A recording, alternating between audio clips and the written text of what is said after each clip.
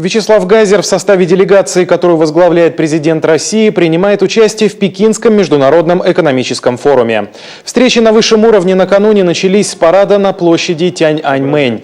В нем приняли участие 12 тысяч солдат и офицеров, в том числе военнослужащие почетного караула 154-го Преображенского комендантского полка Западного военного округа.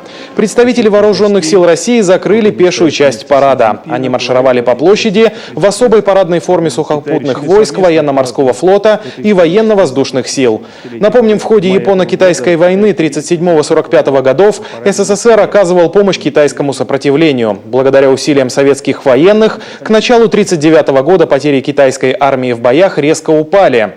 Действия вооруженных сил СССР и западных союзников способствовали тому, что Китай сдержал натиск захватчиков.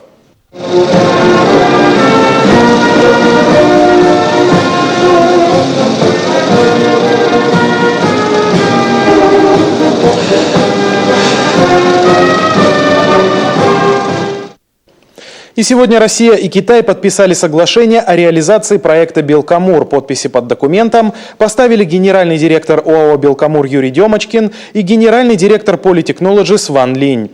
Вячеслав Гайзер назвал документ результатом, к которому долго и целенаправленно шла наша республика. «Белкамур» мы продвигали на федеральный и межрегиональный уровень. Губернатор подчеркнул, что проект магистрали является одним из немногих масштабных инфраструктурных проектов в современном мире, который ориентирован не на защиту интересов отдельных промышленных предприятий или регионов, а на обеспечение социально-экономического развития двух стран – России и Китая.